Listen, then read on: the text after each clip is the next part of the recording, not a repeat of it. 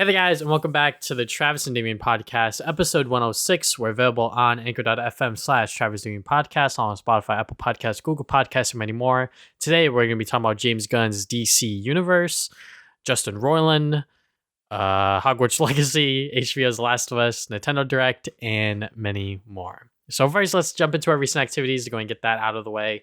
I haven't been doing much as of late because of school and everything. I have been playing Fortnite, and that's fun with the Gohan and Piccolo skin. Hell yeah. But I did want to go see a movie, a brand new movie in theaters. It's called Missing. It is the directorial follow-up to Searching. And that movie was great. I forget exactly what year it came out. It might have been 2019 or something like that. But that movie was pretty much about this dad looking for his daughter who went missing, and he was searching for her. And the whole movie is shot through screens. Everything you see is through like a FaceTime viewing or like a webcam thing or whatever. So everything's done through screens. So Missing is the same way. The stakes are higher. It's a lot more modern. You know, you'll see things like TikTok and like social media, and they bring in things like a Alex Jones like impersonator with like, you know, conspiracy theories and shit. Turning like the frogs gay. So yeah, you know, it definitely brings some other things that are a lot more prominent within, I guess, mainstream internet media. And the story itself and how the whole like missing person thing happens is very fun. Maybe not very fun, but it's very well done. Yeah. You know, just like within Searching, you trying to figure out who did what, and sort of like the whole mystery aspect of it is a lot of fun. And once again, with the whole things, like everything is being done on a screen, done exceptionally well. And yeah, really does bring everything into context.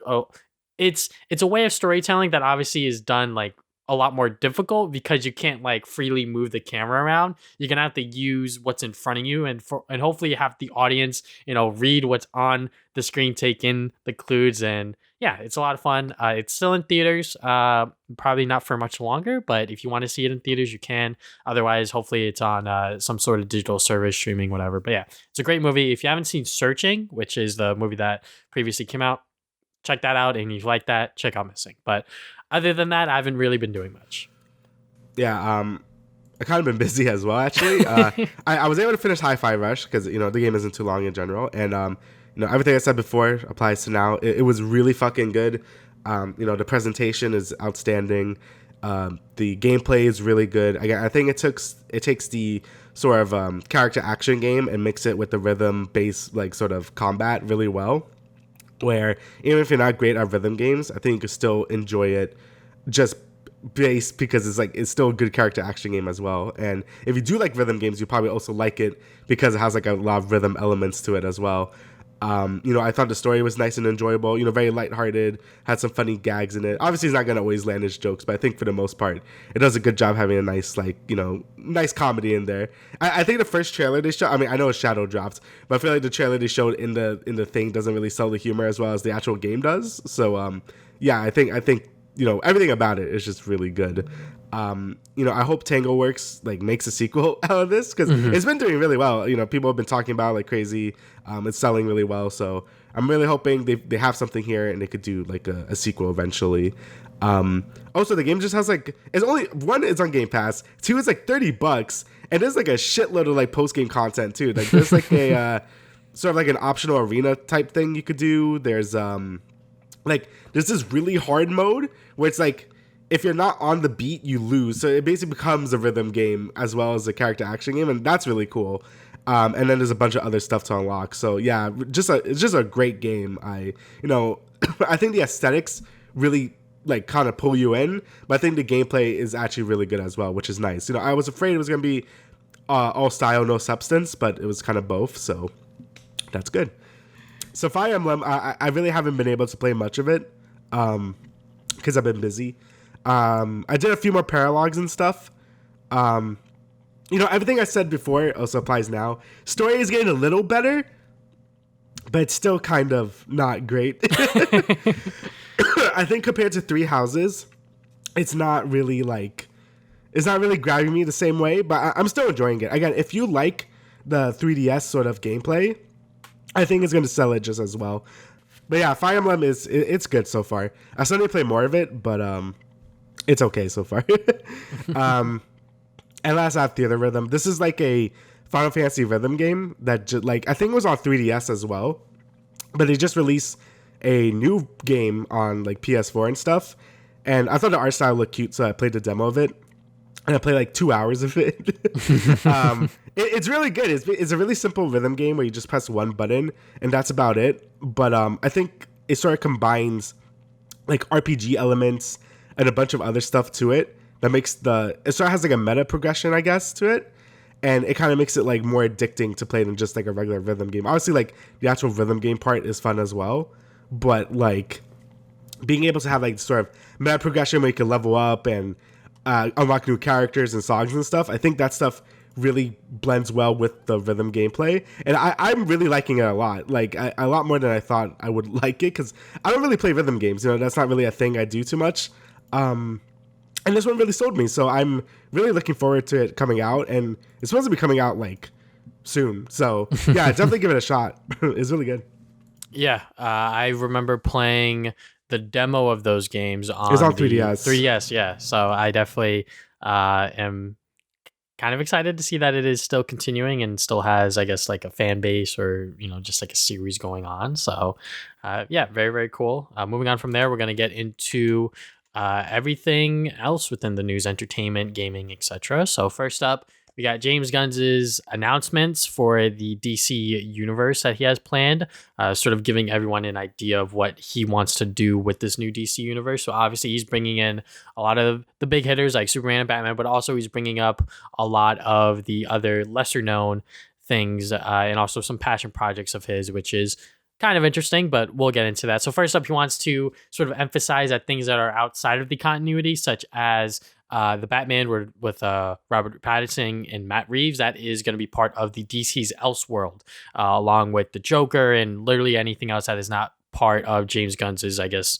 universe. So it's good to see that he is sort of trying to distinguish the two, because for a while it has just been DC's all over the place. They're kind of just doing their own thing, and now that they're now trying to build a coherent universe, now we know what's a part of it and what's not. So hopefully general audiences can follow along and not get too distracted, but it does seem like that they are doing a lot of unique projects. So first up, Creature Commandos, which is going to be a animation, and he used this as a way to tell us that, hey, the actors that are going to be playing these voices, they're also going to be within live action. So that's going to be kind of interesting, because we've seen a lot of, I guess, like movie stars go from that to voice acting, and a lot of the times it doesn't really land. So I hope that the directors within those animation projects are able to get their voices out and really allow them to, you know, articulate themselves in a way that isn't necessarily the same way that they're supposed to do it on screen. Yeah, like I feel like every time they get like actors to like do animation and stuff, the way it sounds like way worse than they usually do. So I don't really know. Oh man, my throat's really going away. Hold on. I was like fine, but now I'm not. All right, give me 1 second. Hold on. Hold on, 1 second. Okay, hold on. Let me just. Hello. All right, there you go. I was like fine, and now like I don't know why my throat's being annoying. It's all good. Okay, I'm good now. Okay. So anyway, in animation, whenever they get like actors to do like, you know, sort of like animated voice work, it always sounds kind of like off. Like I think What If did that, right? Mm-hmm. Like What If had like characters that were voiced by the celebrities and just didn't sound as good. So hopefully this time they can actually make them like sound like they care and stuff, and not like, oh, we're just doing like this like animation thing because, you know, it's like easy work or whatever. Hopefully like James Gunn is able to make it like be more cohesive, you know? Yeah. That's what I'm hoping for. Obviously, he has his hands in a lot of these projects, including this one. So I'm interested to see how that all pans out, because obviously if some of these projects don't do well, or they don't land necessarily well, people are just going to point to him and be like, you fucked up. You did it. So yeah. Hopefully that isn't the case. Even if a project is bad, doesn't necessarily mean that everything a person does necessarily has to be good. Next up we got here is Waller, which is going to be like a TV series. So I think that's kind of interesting because, you know, right off the bat, we're sort of starting off with like two not so well known things that he announces. And Waller being a TV series, I think that can be a lot of fun, because I know that people are starting to enjoy Waller and also the actress who plays her within the DC universe. So I wonder how this series is going to expand on her character and give her a story of her own. Yeah, like I think it's smart when they do like lesser known characters. I think the MCU does that really well. You know, like we always say, like, you know, they take these characters no one really cares about and then like makes them like characters you actually care about, you know? Yeah. And then one of the big ones, obviously, is the whole Superman thing. So Superman Legacy is going to be the DC Studios or DCU, whatever they're calling it, movie. And that's the only thing that has a solid release date, which I find is kind of interesting. James Gunn is currently writing for it, and that is going to come out on July 11th, 2025. Pretty insane that he is confident to just announce a release date like that. But hey, you know what? Give people a idea of when it's going to come out, the summer of 2025. That is a little over 2 years from now. So that time will probably come sooner than we expect. But I hope that whatever we see of that movie, it will live up to people's expectations. Because obviously a lot of people were excited to see Henry Cavill come back. And then obviously all of that sort of went away. And he wasn't necessarily rehired as Superman. But, you know, that was sort of, I guess, like the implications of the whole Black Adam end credit scene and sort of what Henry Cavill thought he was going to get himself into, et cetera, et cetera. So, you know, now all of that stuff is kind of behind us, but obviously people are still upset about James Gunn's decision. But I definitely understand it, as he wants to start clean, start new, start fresh. So, yeah, like, you know, Henry Cavill, like losing Henry Cavill, I know that's like a big deal to a lot of people, but hopefully his like new direction could be good. You know what I mean? Mm-hmm. Yeah. I should have a cough drop here. I'll take a cough drop. Next up we got here is The Lanterns, the TV series featuring Hal Jordan and I forget the other one, but it's pretty much going to be a Green Lantern TV series, which is exciting for Green Lantern fans because they have been fucking starving for years. They have not had really anything to really look forward to within, I guess, media in general. So to see them, you know, adapt the Green Lanterns into a TV series, I think is a safe bet, because obviously the last movie did not do so hot. So having it be a TV series where they're probably able to expand on a lot more things than they would be in a movie, I think that would be a perfect fit as a television series. Yeah, I mean, do people like Green Lantern? Yeah, there are 5 Green Lantern fans on the planet. I can't confirm. I know the Green Lantern has like a whole like universe and stuff. Like there's a lot of them, right, or something. Yeah. I don't know. Green Lantern has never really interested me that much, but I know he's like a big DC thing, and I think the last movie was the Ryan Reynolds one, right? So yes.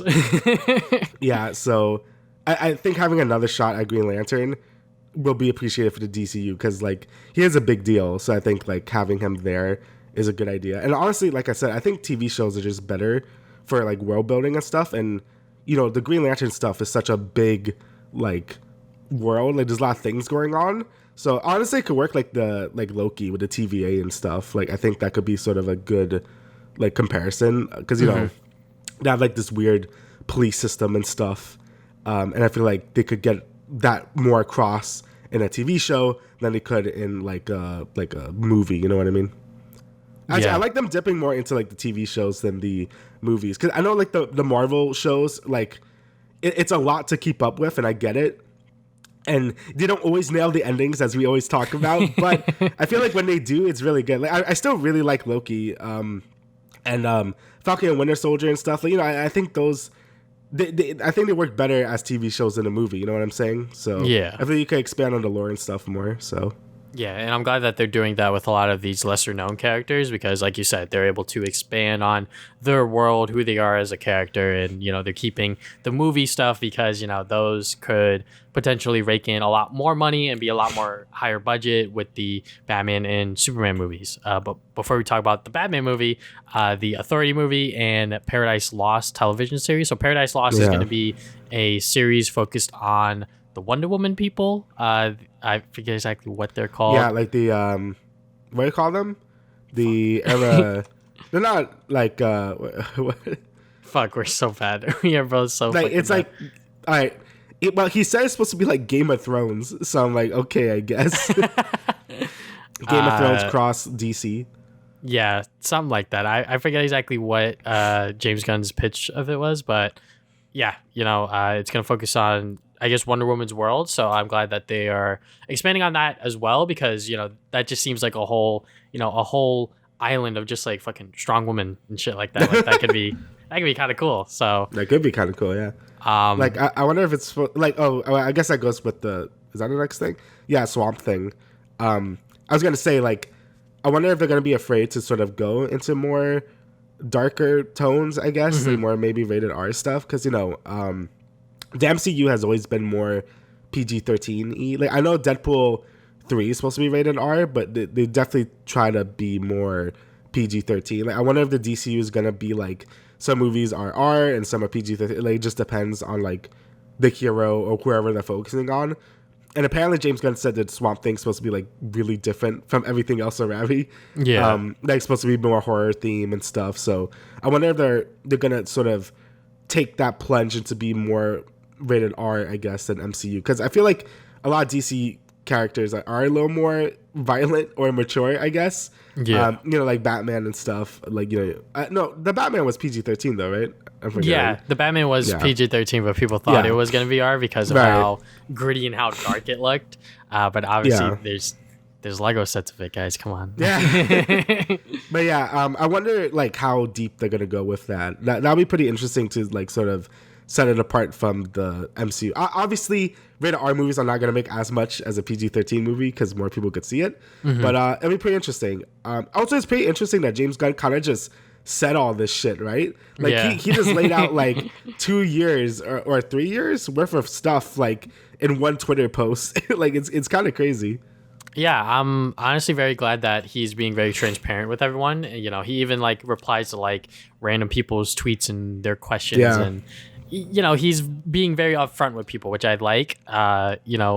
He can be, sort of like the Kevin Feige and like not talk to anyone kind of thing. But I think that James Gunn realizes that the power of social media and sort of where he is as a person, as a director, as now the sort of head of this new DC Studios thing, he has the ability to control the narrative, because there have been multiple posts showing things like, like fake castings and everything like that. And he's like, this is not true. We haven't even picked a Superman yet. So, I'm glad that he's, putting his foot forward and being very upfront with people on social media.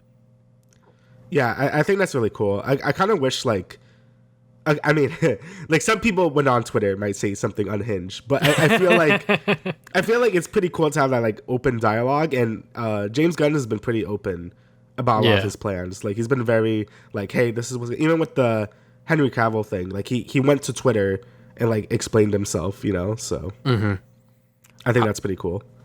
But the Batman movie that's going to be part of the DC thingy, the Brave and the Bold. I think that is a fantastic name for it.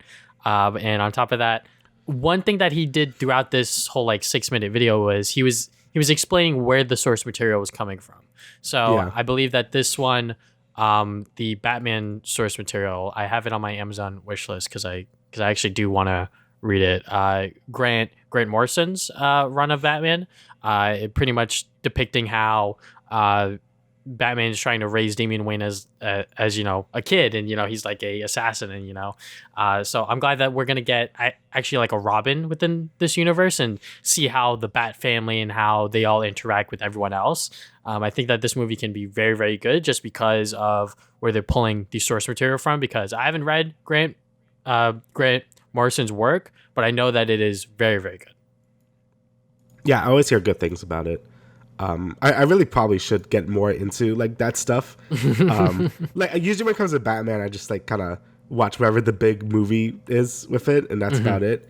But yeah, I should probably get in. Well, I guess James Gunn got me covered here, so I guess it's fine. Yeah, I mean, it's just like with anime and manga. When you read the manga, then you see it be animated. It's like, oh shit, like that's cool. And I guess when it comes to the West, it's like when you read a book or a comic and then you see it turned into a movie, and that's sort of like the same thing. So I'm glad that he's giving everyone sort of like a blueprint of things and sort of where he's pulling the source material from, because a lot of these books are now not available on Amazon, including the Grant Morrison stuff. So that just shows that the power of, I guess, like the superhero movie genre, and just showing that, hey, like these comics, if you want to read ahead and you want to know what these movies are pulling from, read these. So yeah, I agree. I guess we could get into like all the old actors, like they have the door open to their roles in the James Gunn DCU. I mean, like, again, I don't know, like, he's been kind of weird with the whole like casting stuff. Like, he's been like, oh, like he wants his own vision for these characters, right? But like, I guess they could like do other things. Like, it's kind of weird because like that would still remind people of the old DCU, and that's not what's happening anymore, right? So yeah, I don't really get like what they mean by this, because it's like, I thought he said he didn't want them back. yeah. I mean, the only actors that are, I guess, available to return is Gal Gadot, Jason Momoa, Ezra Miller, and Zach Levy. I'm guessing, because I guess I am on the side of James Gunn when it comes to Henry Cavill not returning. I like Henry Cavill, like, as a person, as an actor. Like, he seems like a great guy. But I think that what vision James Gunn is going for with this new Superman is a much younger Superman, someone who hasn't, been Superman for a while, and sort of carrying on that movie and that vision that he has for this particular project. And Henry Cavill being that Superman probably doesn't fit, especially since because he's already been Superman before. So I'm guessing it's because certain characters, they aren't trying to like fully reboot kind of thing. Right. I'm assuming if these actors do return, they're gonna pull from their old stuff, or maybe they're going to do something completely new. I know Ezra Miller has been obviously a hot topic of discussion of whether or not he will return. I know James Gunn said that it's Flash the best movie film, ever. yeah, pretty much just like stroking it, and I'm like, I don't know. I'll wait and see what actual people say, what critics say, what everyday movie watchers, superhero movie watchers say, kind of thing, because there's a lot of like high praise for the movie for people that are obviously like behind closed doors and things like that. So Ezra Miller returning, I think a lot of people would have a problem with. I think a lot of people already have a problem with his movie even coming out, but I think that is just above and beyond James Gunn's power. Like I said before, I think in previous episodes, that like he probably can't control everything like he wants to, just like with Zach Levy tweeting out some like anti-vax shit. Yeah, like obviously he disagrees with that, but he can't necessarily cut the movie or cut ties with him just because he said something that he doesn't agree with, kind of thing. So whether or not these actors return for their roles, I guess it's up to them and up to James Gunn and the other person he's working with. I forget. I think most people forget because people are looking at this as James Gunn's project. But whether or not they return, I guess it's up to them, and whether or not they really want to continue playing these characters. Am I against it? Am I for it? I'm kind of neutral on it. I'm very much against Ezra Miller, but I think for everyone else, if they want to return, maybe Zach Levy shouldn't return. I don't know. But I guess when you do one bad thing, or like say one bad thing in the case of like Zach Levy, I'm not necessarily trying to like witch hunt him, but Ezra Miller has committed several crimes, so I think that one's a little more extreme in my book. I agree. I feel like that's a little more extreme, and I think we've already said our case on the Flash and stuff. I'm still just kind of like, I'm just surprised the movie is still going forward, and how much apparently how important it is to the DCU going forward. Like, apparently this is gonna like change the course of everything. So I'm like, okay, fine. Which I guess makes sense. Like, isn't like Flashpoint the whole thing? I don't know. Yes. So stuff with like time, it's probably gonna end up being something like that. So, I guess if that's such an integral plot point to reboot like the DCU, then fine, I guess. But hopefully, they could sort of like get rid of this guy at some point. Yeah, Flashpoint pretty much, from my understanding, is that it pretty much rebooted everything within the DC comics, so then that's how the New 52 came to be. So yeah, I'm assuming that's what this movie's going to do, but just with the DC movies. And hopefully hopefully, whatever happens, kind of thing. That's all I can really say. One last thing I want to talk about is the two other projects that he announced, which was the Booster Gold TV series and the Supergirl Woman of Tomorrow movie. So Booster Gold is, again, one of the lesser known characters, and he sort of did a good job of describing him from my understanding, sort of like who he is as a character, which is pretty loser, much... apparently. Yeah, he's like this some loser from like the future. He was like a nobody, and then he went back in time to become a superhero and sort of become famous. So I think that series can have a lot of fun elements to it. The Supergirl movie, I think that can also be very, very good. I watched a little bit of the Supergirl CW show, and I kind of dropped it just because I was tired of how CW does their shows. But not to say that it was necessarily bad, but I was just burnt out myself. So I'm hoping that this movie can be good, especially because James Gunn once again pointed to the source material that it was pulling from. And I think, once again, those comics are sort of flying off of the Amazon warehouses. Yeah. Hopefully this new DCU works out well. James Gunn seems to have like a pretty big handle on like everything here, so hopefully this vision is able to actually could like come true, because I feel like the DCU really needs that structure without like rushing it, because I think the MCU has had like a lot of build up. Obviously they had the fortune, like they were fortunate enough to be the first one to do it, so they didn't really have to rush for the first Avengers, right? The DCU felt like they had to rush to do the Justice League movie because Avengers did it, so we gotta do it as well. And then it ended up feeling very rushed and like not fulfilling at all. And then once they did have something good, like Wonder Woman, they kind of ruined it with 1984 by trying to be weird and try to connect everything together. Even though I think before the James Gunn stuff, like I think the DCU was at its best when they were just focusing on single like movie stuff. You know what I mean? So I don't know. I guess we'll see how this pans out because I'm gonna have to see. I mean, I really like the Suicide Squad, and that was a James Gunn thing. So if that's sort of the thing going forward for the DCU, then I guess we'll be good. Yeah, I mean, so far so good with James Gunn's track record within the DC universe. He obviously did a fantastic job with the Suicide Squad, and I hear the Peacemaker show is also very, very good. Yeah. And just within this video alone, at the end of it, just to like paraphrase what he was saying, he was like, he wants the vision of these creators and writers to be met. He wants their unique vision to be, good and special. And he said storytelling is king, which is like 100% something that I think a lot of people wanted to hear. Having the story of these characters in these universes be met and have everything be faithful to the source material, maybe not 100%, but be recognizable to the point where people are able to, see that, hey, like I love the Green Lantern. I love these comics, and seeing the Green Lantern TV show really did fulfill me as a Green Lantern fan. And I hope that, it is also able to bring in other people like ourselves who don't know much about Green Lantern and show us the world and hopefully, get us into the fandom of everything. Maybe we'll go buy the comics or, be excited for the next Green Lantern thing in the future, et cetera, et cetera. Yeah. I mean, like, I never really cared about like Captain America until the MCU, and I'm like, that guy's pretty sick. So hopefully it could have the same effect on the DCU. And I guess that's kind of like the game plan there. So I guess we'll see once all this stuff actually starts to come out.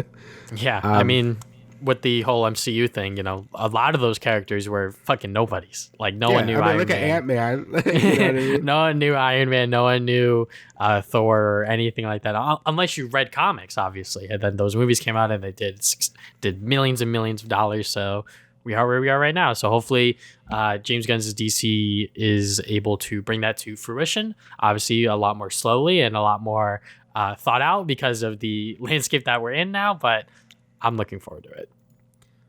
Yep. All right. So next bit of news here, kind of a funny one. So, Netflix had planned to stop the password sharing, which was a huge deal. And then they reversed it. To a few countries apparently. So the plan was to I think after a month, if you weren't connected to your home network, it would just boot you out, and then you would have to like log into the home network again. that was sort of how they were circumventing it. And then later on, they were going to introduce like a new fee where you would pay for that, and then you could, be able to basically do what you do now. You could share your password. Obviously, everyone hated this. There's no one liked this, so they reversed it and be like, "Oh, that was a whoopsie. We didn't mean to do that." So, that was pretty funny. I mean, I feel like Netflix is so built on like sharing your password. Like so many people do it that I'm like, why would you do? I feel like it doesn't make sense because it wouldn't make them more money. It would just lose them more money because those people wouldn't pay for the extra fee. They would just leave. So yeah. Yeah, I mean, I think that Netflix sort of, you either die a hero or live long enough to see yourself become the villain. That's sort of basically what's coming to fruition here, and I think everyone's sort of quote retweeting and sort of responding to Netflix, trying to stop password sharing, and everyone's showing the tweet that they posted in 2017 about, hey, this is, sharing password is love. And I'm like, okay, well, look at sharing you your now. passwords when you love someone. Yeah, I was like, oh, well. Something like that. And then, this whole thing came out and people were like, well, what if like I'm at college and then my parent doesn't know how to put in the fucking password, or they forget the password or whatever, because that happens more often than you think, especially with older people. No offense to them, but that does happen with a lot of older people when I'm like, put your password in, and then they're like, I don't fucking know. I'm like, oh, shit. What is that? I'm like, all right, well, it's shit. Try to put something in that you think it is. And sometimes it works, sometimes it doesn't. And with this whole Netflix thing that it's going to force you out and force you to log back in, it's going to cause a lot of problems, especially for a lot of people. And they may just straight up leave the service. And people are sort of backing the whole idea of like pirating and shit like that again. And am I against it? Am I for it? No comment at this time, Your Honor. But when it comes to Netflix, there are a few shows that people are willing to keep up with and keep watching, and I think that's why people stay subscribed to it.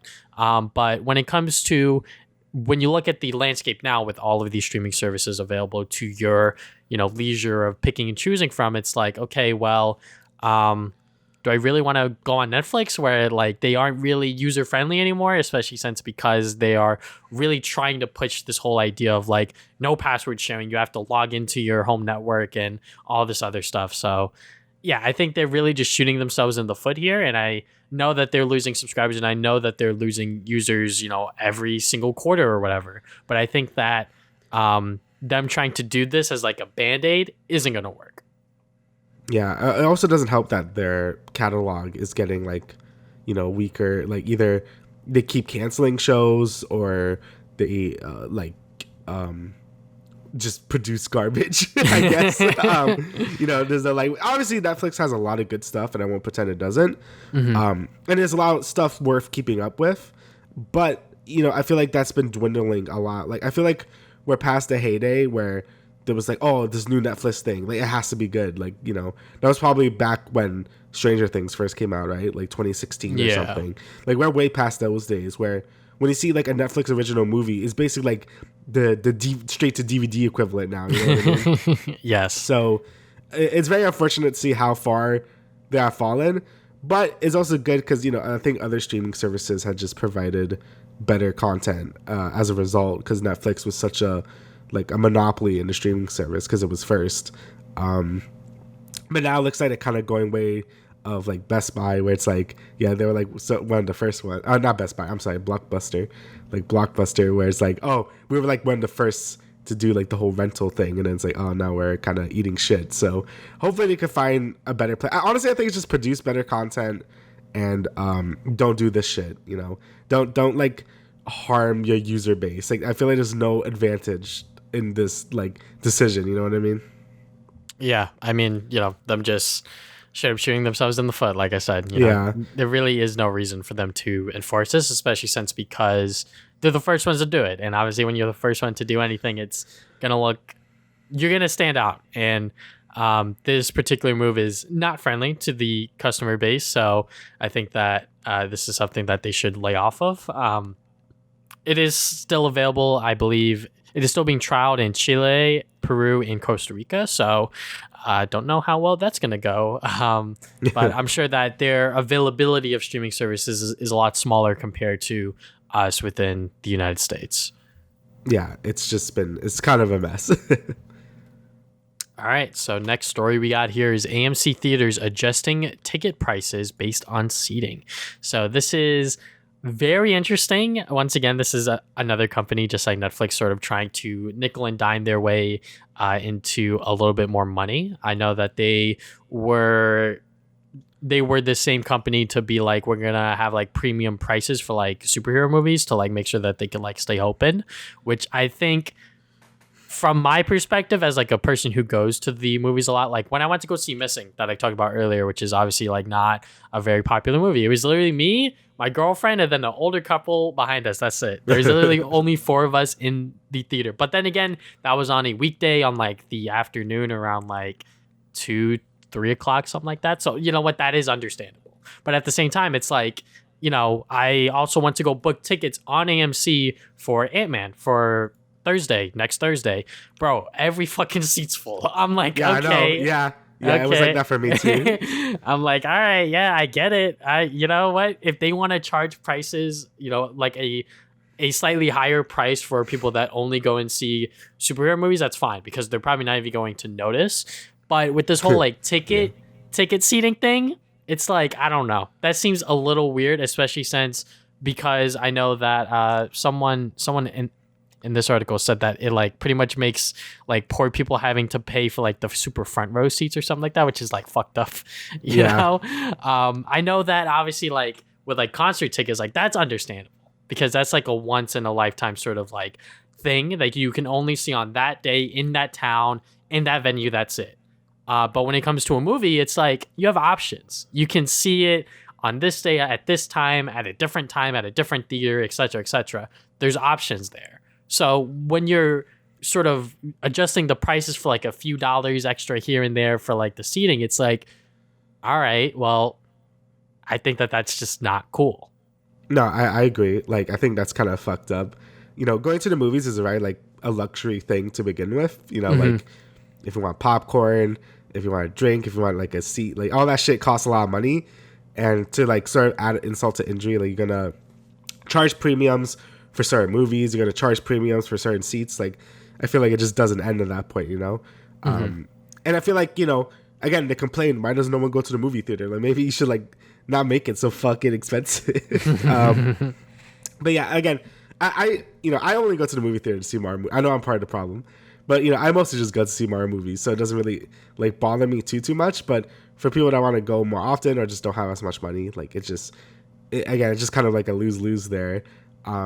So like the seats that got paid for more, I guess, are just the middle seats, right? Like those are like obviously, you know, like those are the seats people go for first. They want to sit in the middle. They want the screen right in front of them. Because when I bought my Ant-Man tickets, I had to sit all the way to the left because those are the only 2 seats available next to each other. But yeah, those front row seats suck ass. Like, especially if it's like an IMAX, like your neck is just fucked. Like you just gotta look like this at the big ass screen. So I definitely don't like this like approach. I feel like AMC really shouldn't do this. I feel like it kind of just hurts more than helps. And I see a lot of people already like speaking out against it. So I don't think it's gonna be a thing that much long. Like if they try to implement it, like I really think it might just get shot down just because there's been such an overwhelmingly like negative response to this. Yeah, I mean, like I will never forget when I went to go see Inception when it came out that weekend, and the only seats available that my cousins bought, or I think at that point in theaters there was no like seating. You just bought the ticket, and then whatever time you got there, whatever seats were available, that's the seats you got. And guess what? We sat right in the front. So the whole time I'm sitting like this, staring up at the screen. I'm like, this shit is not fun. And you know, having to pay less for that is like, okay, I get it. You know, you're sort of like rewarding people with like a $2 discount, but is that even fucking worth it at the end of the day? I don't think so. And sure, maybe there's some people that may be excited now that oh look, I could save a few dollars if I pick like the fucking shitty seats. It's like, okay, I'll live with that. But that's like a few select people. I feel like the every normal day person will look at that and be like, I'm just not gonna go see it. Fuck it. Yeah. You know, like you're just not gonna get my money then, kind of thing. And you know, I am subscribed to A-List, so they do talk about how it'll like maybe just like still be like the A-List thing where like you will where it'll just cover like the full ticket price, I hope, because I don't want to fucking pay extra. Like, even if it's like a few dollars extra, it's just so, oh, look, you picked the middle seats, all right, now you gotta pay like this premium or some shit. Like, that's fucking stupid. I already give you money every single month that, you know, I don't take advantage of it like some people do, where like they see 3 movies every single week because they can with that membership. I can't do that because I don't got fucking time. I don't got time out of my week to sit at the theater and watch movies for like hours and hours and hours kind of thing. You know, I use it when I want to. And, you know, this month I'm using it twice, which is more than I usually use it. I usually use it once, right. Which at that point I should just unsubscribe, but I'm fucking lazy. But now that I know that I'm seeing 2 movies, now it paid for itself because I paid $25 a month because in the article, it says California and New York pay the higher amount, which is true. I do pay $25 a month, which is fucking dumb. But it is what it is. That's what happens when you live in New York, I guess. But yeah, I have no idea how well this is going to pan over, especially because when you look at the app, I hope that they make it obvious that like these seats are going to cost you extra because I'm sure some people will, you know, maybe just like not care or just keep going through it. But we'll see how this pans out if they decide to go through with it because, you know, movies, like you said, Damian, are already expensive to go to as is. Yeah. You're paying like $20 a ticket, which is like insane. So, yeah. Yeah, so hopefully AMC doesn't do that because that would be bad. And if they do, we'll see how long it lasts. Yeah. Like, you guys, we just got out of like COVID. Like, you guys want to still be annoying? All right, so Justin Roiland. So we talked about Justin Roiland last time, I think. Well, we got some new news here. Apparently, he wasn't really working on Rick and Morty for years. He had no meaningful creative presence. He hasn't been in speaking terms with Dan Harmon, which is the other co-creator. They've been getting their own teams together working on Rick and Morty. So yeah, like Justin Roiland's people versus Dan Harmon's people. And actually, that's an interesting point because you know, there's a lot of people that talk about some episodes where they're like, oh, this feels like a Dan Harmon like writing, or this feels like Justin Roiland's type deal. So that kind of makes sense. And overall, like, Roiland is kind of a shitty person. You know, like, there's been a lot of things that have been coming out about him. He's been saying like, I don't know if you've seen this, but it was like a podcast he was on.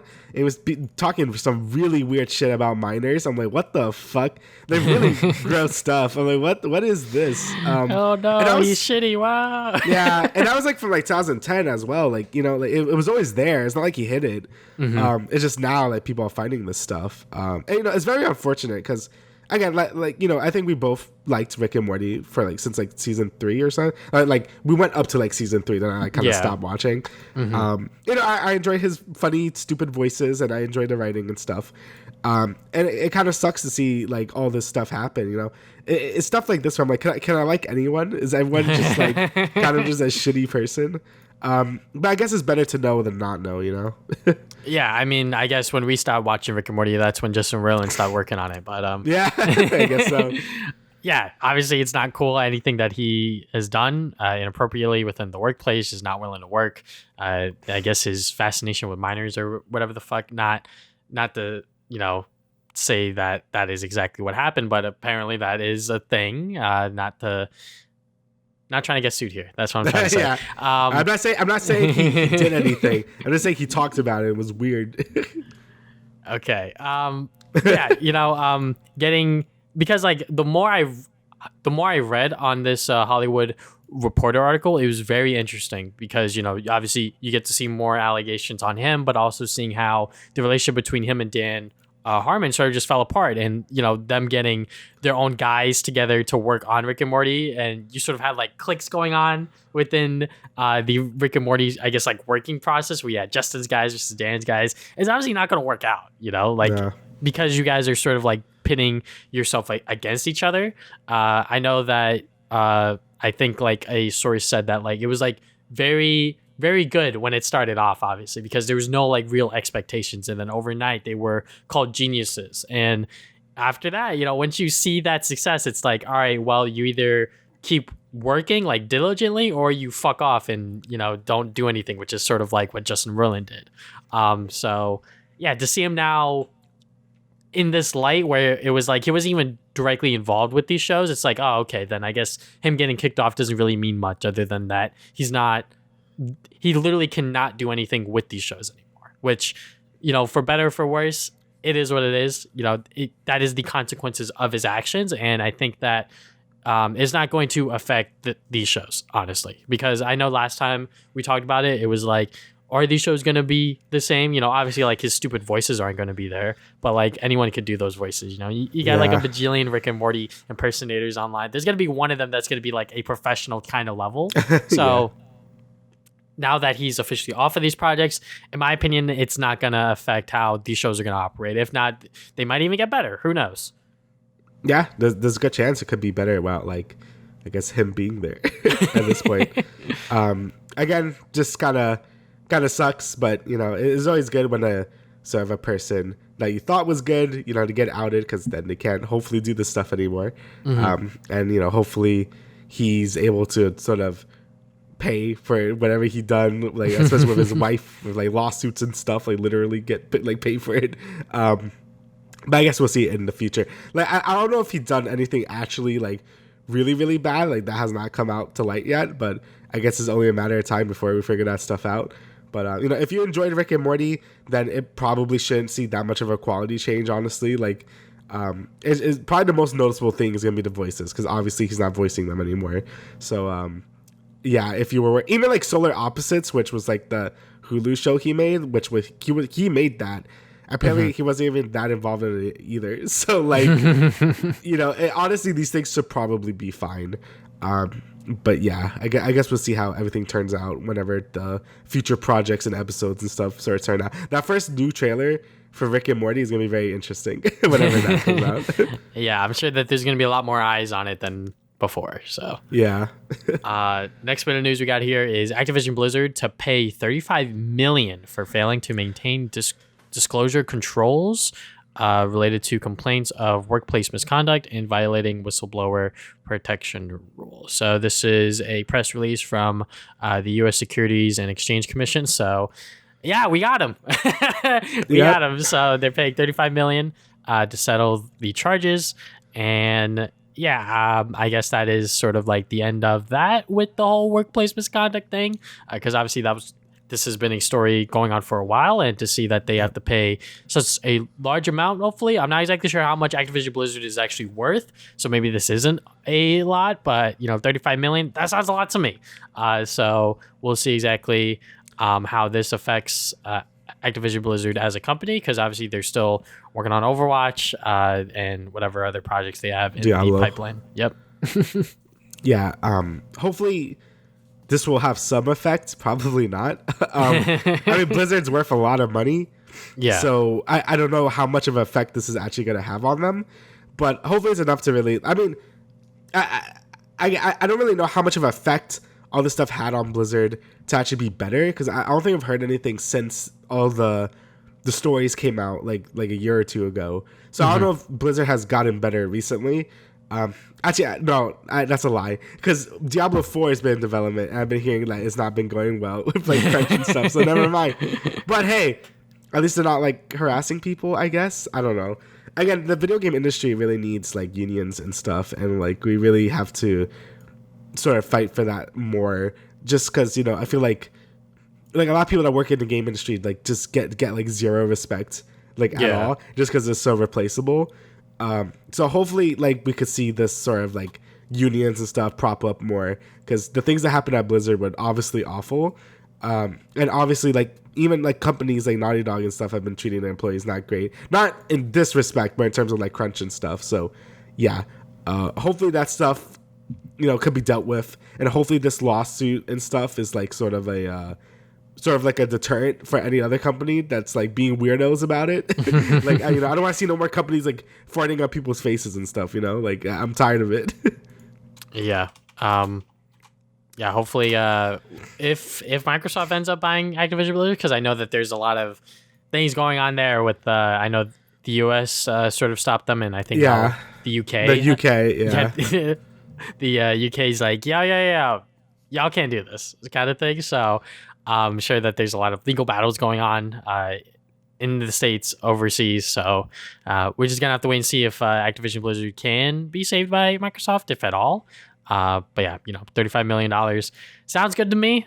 Maybe I'm wrong, just because obviously, like you said, they are worth a whole lot of money just because it is Activision and Blizzard as a company. Yep. All right. So more like a lot of stuff like that's not great. So Xbox, Nintendo, and PlayStation will not be at E3 2023. So it's just E now. So yeah, unfortunately, Xbox, Nintendo, and PlayStation will just not be here. I don't even know who that leaves left. Like, I guess Ubisoft. Is Ubisoft even going to be here? I don't even know.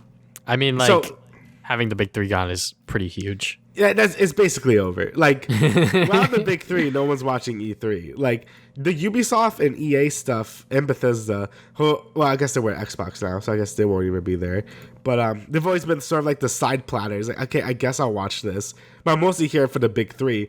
And now that the big three aren't here, like, there's really no reason for E3 to really exist, which kind of sucks.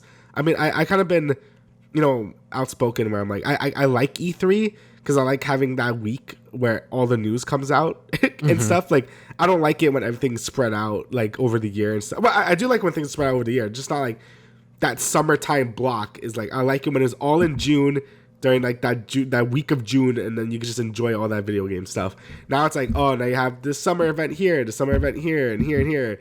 And I feel like for me, it's harder to keep track of everything and like kind of more annoying. Obviously, it's better for if you're like a smaller developer or whatever, because your thing could get noticed more, so you don't get drowned out by like, oh, here's like Metroid Prime 4, and like like your small little game gets overshadowed by it because it's in the same week. But yeah, I don't know. I personally love E3, and I'm gonna be sad to see it go. I even like the cringy, like like stage performances and stuff. I don't know. Like I always thought that stuff is fun, but I guess not. I really don't see E3 continuing after this year, like at all. So, which is unfortunate. Yeah, this has not yet been confirmed by anyone whether or not all three of them are withdrawing from E3. I know Nintendo and PlayStation haven't had a press conference there for a number of years now because they've been doing their directs and state of plays, which is a lot easier and allows them to be in a lot more control of how they show their product and how things are presented to the audience. But with Microsoft pulling out now as well and not having a presence at all at E3 for all three of them, it's kind of crazy.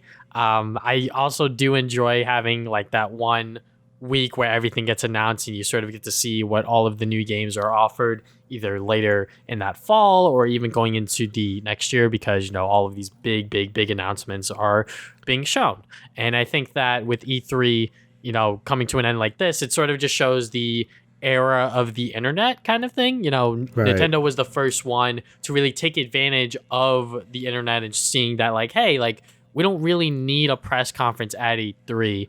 But if we have our stuff at E3 still where people could play it, try it out, do all that stuff, that's still good. But if we want to do the press conference and like the presentation offline and, show it on our Twitch page, that works. And they've been doing that for a while. And then PlayStation caught wind of that and was like, wait, maybe we should do that. And I guess Microsoft started dabbling into that as well. And really everyone's doing their own thing now. And, whether that's a good or bad thing, we're just going to have to wait and see when this E3 time window does come and pass. Because like you said, we had like the Summer Games Fest to sort of like replace E3 last year and the years prior. But, having that, I guess like E3 like dedicated sort of like event. If like all three of these companies were to like come together and like name like their own like thing for like that weekend, I think that would be pretty cool. Yeah, like I don't know. I'm gonna miss it honestly. Like I just like E3. Also, like I like it when like the company themselves do it. Like in Summer Game Fest, they kind of just like, okay, here's one thing you get from us, and that's about it. I'm like they give it to Jeff Keighley, and like, okay, cool. But I feel like it always feels really cool when the company themselves do it, and that's why E3 was always really cool because all right, Microsoft is presenting this, or Sony themselves are doing it, or Nintendo and stuff. So yeah, it's gonna be sad that E3 is kind of just gone. Maybe it's just an old way of doing stuff now. Like it's kind of just outdated now, I guess. But yeah, it still sucks to see it go. But I guess we have to embrace our new direct overlords now. So Yeah, everyone's doing their own little presentations online, so it's like, why should we spend thousands and thousands of dollars getting all of this equipment out there to have it in this own show floor booth when, heck, maybe even some of them may be doing their own thing. Or, Right. like we said for years, me and Damian are like, well, why don't they just throw it up online and see what happens? Obviously, data miners and people ruin the fun in that. So that probably will never happen with the sort of like E3 demos on like It should, the though. PlayStation. Yeah, like that should happen. That would be cool. But obviously, people ruin the fun. So They always do. moving on from there, I'll let you take this one. I forgot who was going. Or I could do it anyway. Star Wars Jedi Survivor has been delayed to April 28th. So it's supposed to come out like March something. It was like mid-March, I think. But now it got delayed. Pretty hefty delay, like a month and like a few weeks. Because they said they want to make the game better. The fluff thing they always give, like, we want to make the game better and stuff. I think that's fine. Like, this game looks great. Like, just from the trailers I've been seeing. It looks like it's gonna be a huge improvement over the first Jedi game. I forgot what it was called. Fallen Order. From Fallen Order. Yeah. And if Respawn wants to take the time, make the game as good as possible, then I'm always down with that. I think one delay is always fine. Like, maybe even two. It's kind of when we get to 3 delays is when it gets kind of like iffy. But again, it's a smaller delay, so hopefully they're able to just iron out all the bugs, make the game super polished. I'm down for that because this is looking like it could be one of the best Star Wars games. It looks really good so far. So hopefully it delivers. Yeah, I mean, my girlfriend, she recently just got me Jedi Fallen Order on PS5. So I replayed like the first, I guess, like hour of it. And yeah, that game is pretty cool, pretty fun. With the whole like Souls like, combat system and you trying to, not just hack and slash your way through enemies, but actually, think about how the enemies are attacking. You got to block, you got to dodge, all this other stuff. So having them delay it, I'm all for it. Like you said, Damian, as long as it's not too many delays or the delays aren't that huge or anything like that, because the other Star Wars game, the Knights of the Old Republic remake, that just got delayed indefinitely. So it's like all the hype just dies down. But, when you have like a delay like this where it's like a month and a half kind of thing, all right, yeah, you know what? They want to polish the game. They want to make sure that they aren't crunching their team as much, hopefully. Hopefully, we obviously don't know what's going on behind game studios or anything like that, but for the most part, the culture is about crunching overtime, all that shit, unfortunately. So hopefully that this delay gives them enough breathing room to, have a work-life balance and the game is delivered to us in a reasonable state where it's not insanely broken. Yeah, I think games always like benefit from at least having like a month delay, because every time a game comes out, it takes like a month for it to be like, playable. So, it's always nice to have that month delay. Yeah, it's definitely better to delay the game rather than go on social media and see all of the bugs it has. So, yeah. Last thing we're going to talk about is the discourse about streamers and Hogwarts Legacy. So if you guys don't know, the brand new Harry Potter game came out, Hogwarts Legacy. This is like a brand new AAA game kind of thing. But obviously, it has association with J.K. Rowling because she is the creator of Harry Potter. So people are sort of discussing and debating of whether or not you should buy the game, whether or not streamers should even play the game, accept review codes, accept free codes for the game and stuff like that. And there's just a whole sort of, I guess, like, it's just like outrage about it, and like, obviously, like, what J.K. Rowling says and does on social media is not okay. She obviously has a very twisted way of looking at the world, and I think that her views on the LGBTQ plus community are just not good. And just to like preface everything, guys, I'm not a huge Harry Potter fan. I've watched all the movies, but that's because you watched all the movies? I did watch all the movies because I was crazy. Trying to get a girl to like me in community college, but obviously that didn't work. It's okay though. But outside of that, I haven't really supported the Harry. I almost said Star Wars. The Harry Potter franchise at all. Like really, I've not been following anything else. Not like the prequel movies or even like the like extra book that they did at the end that isn't adapted into a movie or whatever the fuck. But yeah, I know Harry Potter. I know the world and like sort of like elements of it, but I don't remember it too fondly. Yeah, I've only watched one movie. I watched the Snake one, and that was it as a kid. And I thought it was cool, but that was about it. So I also don't really have a strong connection to Harry Potter. But I will say, like, when they first showed the game, and even now, I'm like, oh, this looks pretty cool. It's like it's basically just a like AAA open world game, but you're like a wizard Harry. Like, that's kind of the whole deal. And apparently it's pretty good. But, you know, like you said, the main controversy is that it is connected to J.K. Rowling, obviously, because it's her like world and stuff. And since she's a big transphobe, people are wondering like, oh, should I play this, or should I do the separate art from the artist and just play it and just sort of ignore it? And honestly, I'm kind of the impression of like, if you like play the game, I think that's fine. Like, I feel like I honestly don't think you're like a transphobe if you're playing the game or if you bought it. And I feel like to harass streamers over it seems like bad. Like, yeah. Mostly because it's probably the biggest game of the year, since it's selling like absolute crazy. Like, it's selling so much. So I feel like as a streamer, I feel like almost bad to not stream it just because of the viewer numbers you could get if you're streaming it. And in the end, like, I know, like, she's gonna get royalties off it because it's her IP, obviously.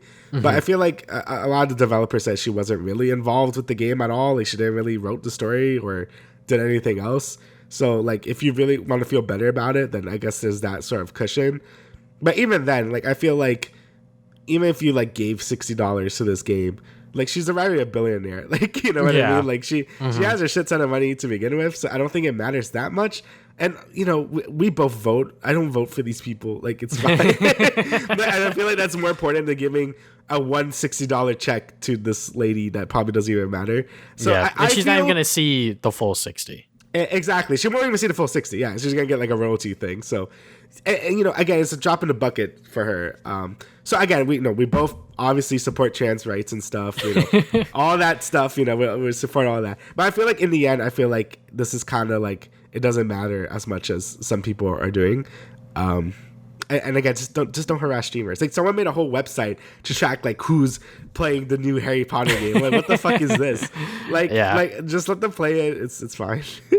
Yeah, so, I think that you know, there's obviously like many different angles to really look at this, because it's like, do we really need to punish the developers of this game because of the creator being such a problematic figure? And I'm like, we really shouldn't, because it's like they put their work, they put their time, their hours, their blood, sweat, and tears into making the game that it is. You know, J.K. Rowling wasn't in the fucking game studio, you know, typing away, doing her shit. She wasn't coding the fucking game, you know?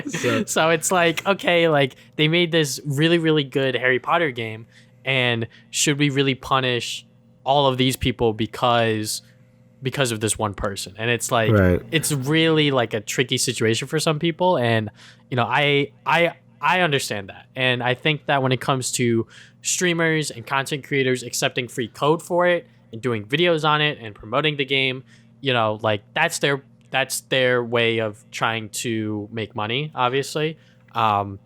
Both ways, you know, that's the way for the content creator to, you know, get money, pull numbers in, and also that's a way for the Hogwarts Legacy people to, you know, get other people to maybe see the game, check it out, and then, hey, you know, maybe they'll drop the $60 and they'll pay for it and buy it themselves.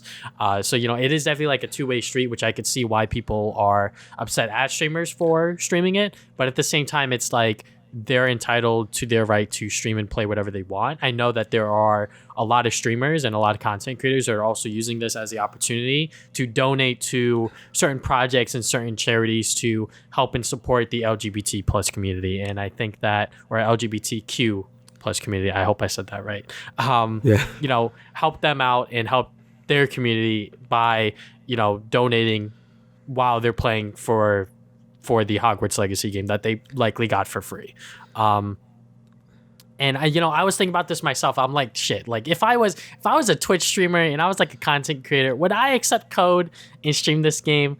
In my position, probably not, in my opinion, because it's like, you know, a lot of people really did like witch hunt these people and really like harass them and really like, you know, sort of like say like, you're a horrible person because you're playing this one video game. But like, should I really give into that sort of, you know, dialogue and shit like that? Like I said, this is a very like complicated situation, but that's just what I would have done in my opinion, because like I'm not even like that attached to like the Harry Potter IP, so obviously like that is like a very unique perspective and could make a very great video and a very great like review for it. And I know that what's it called, Mr. Matty Plays, he didn't get code for the game, but he bought the game and he played it himself to sort of give that perspective within his video on the game. And obviously he put his money down, he bought it, spent it, but I think that made the review a lot more authentic because he spent money on it.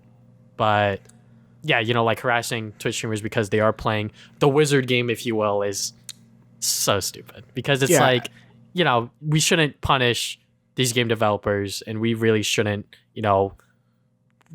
sort of witch hunt people because they're playing a video game.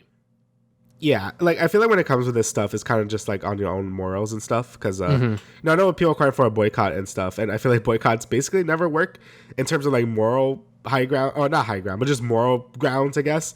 Because I feel like the only time boycotts actually work is if the product sucks, unfortunately. Like Chick-fil-A, right? Like obviously we all know like Chick-fil-A with the gay stuff, and it's like weird and like they do weird stuff. But people still eat the Chick-fil-A sandwiches because they're good, right? If the Chick-fil-A sandwich sucked, no one was going to buy it. Same thing with Harry Potter, or Hogwarts Legacy, I should say. If the game was bad, I feel like this would have been a way easier conversation to have because, it sucks, so don't buy it, and it's transphobic or whatever. Like, then it's like, okay, that's an easier decision. But since the game is good, I feel like if you're boycotting it, the quality of the game probably never mattered to begin with because, like, I'm not going to buy it on principle that this is a thing that a transphobic person made the universe and I don't want to support it, and that's fine. But I also feel like you should probably respect people that also like just want to play it instead. Like, again, they're not bad people. Like people playing this probably aren't bad people. Obviously there are good people who are not bad playing it, but most of the people just want to play the Harry Potter game and that's about it. Again, like obviously like, again, like I said, I vote I vote for people that don't do laws like this, and I think that's a little more important than just giving a $160 thing. Again, not even $60 to this person. So, because I'm also interested in this game more so that it's like kind of my genre. Like I kind of just like how it looks and stuff, not because I'm really that attached to IP. Like I just think it looks cool. But I've been thinking it over myself. I'm like, damn, should I get it? Will I be a bad person? But I'm like no, like I'm pretty sure I'm a good person and I like support like LGBT plus and just like everything I've done in my life. I'm like, yeah, I don't think like I'm an awful person for like wanting to buy Harry Potter. So that I feel like everyone should just have a nice rational view on this. If someone is streaming it, don't harass them. If you feel strongly about it, I think that's also fine. Like I think you could like not buy it and like support trans causes and stuff like that. But just to harass people in both ends, Yeah, I think sound like centrist Andy. Like I don't like being centrist Andy, so I really don't. But I'm just saying. Yeah, I mean, I pretty much agree with you said. Everyone has their own beliefs on this situation because there's a lot of moving parts to it. And yeah, whatever you're doing right now, if you love fucking Harry Potter and you want to play this game, play it. Play it. Yeah, play it. If you want to buy it used so you could feel a little better, so you're not directly giving money to them, sure, fuck it, do that. Go on eBay, find a copy of it and buy it used. But if you want to boycott it and don't want to buy it, that's fine too. But don't go on Twitch and start sending people death threats and harassing them because they're playing the wizard game, if you will. It's really dumb because like I said, it's just a video game. There are hundreds of people that worked on this game that made sure that the game came out to the way it is. And, some people looked at the IGN review and was sort of like analyzing it and being like, well, they were kind of saying that like it was kind of bad and like it was kind of buggy, 9 out of 10. And I'm like, but that's every IGN review. You know what I'm saying? Yeah. But, I haven't watched a lot of gameplay for this game in particular, so I actually don't know how good it is. I know that the combat is like insane. It looks really, really cool. There's a lot of customization options when you're creating your character and things like that. But, I haven't really sat down and really took a really good look at this game. I did mention I watched Matty Play's video, but that was only for like the first few minutes because I wanted to sort of hear why he was doing this video and why he was, going out of his way to buy it. And, he wanted to give his own unique perspective on it. And you know what? That's fine, because that is his job. His job is to review games. And this is one of the biggest games of the year. And, telling people whether or not it's a good game is sort of what his job is, along with a lot of other content creators on this platform. And, if they want to sort of double down and be like, hey, you know what, I'm going to have this charity thing on my stream, come and support it. Because I know that's what Girlfriend Reviews on Twitter sort of had a whole like discourse about, because they were like, we got the game for free, guys, by the way. But I saw like the comments, they were just like, but you're still promoting the game and shit like that. And I'm like, yeah, it sucks. They want this content creator to promote the game, but at the same time, they have to, well, maybe they don't necessarily have to, but they feel obligated to talk about one of the biggest games of the year, because it is one of the biggest games of the year, whether you want to admit it or not. So, and I've seen like at least like 10 YouTube ads for this game at this point. So you know what? They're fucking pumping money to make sure that this game succeeds, whether we like it or not. And I think that the discourse around it overall has only made the game more successful. It is definitely one of the most watched games on Twitch, and I think that people that are buying it on Steam are also within like the thousands of numbers. So whatever stands you want to sit on, I think it is completely fine, as long as you aren't harassing people, sort of infringing on other people's rights and shit like that. Just try to be a good person, try to be kind. It costs $0 to mind your own business, by the way. This is over a video game with obviously a very problematic figure behind it. But then again, she wasn't in the trenches coding for it, working on it, shit like that. She only made the universe and made the world, and she struck gold. So yeah, I mean, it's kind of like, I guess, like, like, I don't think you're a bad person if you listen to like Kanye music, as long as you don't like agree with his views, right? Like, the song is still good, but like, yeah. I mean, it could be harder, like separating art from artists, depending on how personal they are with it. Like, I find it harder with like sort of YouTube creators and Twitch streamers, because they are there, they're the one directly interacting with you. So if, like a YouTube creator or Twitch streamer is like kind of racist, I'm like, or whatever, I'm like, okay, I don't want to like watch this. I can't really separate you from anything. I know I know we didn't talk about it, but it's like that guy with the deepfakes on the fucking Twitch streamers. Like the Pokemon stuff. Atriac or some shit like that. We didn't talk about this episode, but he was like jerking it to like. If you want to look it up, I don't know what the fuck he's doing on his stream computer, looking up deep fakes of streamers, but like, obviously that's not okay. But fuck, where was I going with that? Yeah, like, so obviously, like, if you still support him afterwards, like, that's not cool. And I think that he even said it within like his second apology, like, if you still support me, fuck off, kind of thing. So like, obviously, like, he's aware of it. But yeah, trying to separate art from artists is obviously like very hard for some people, including myself.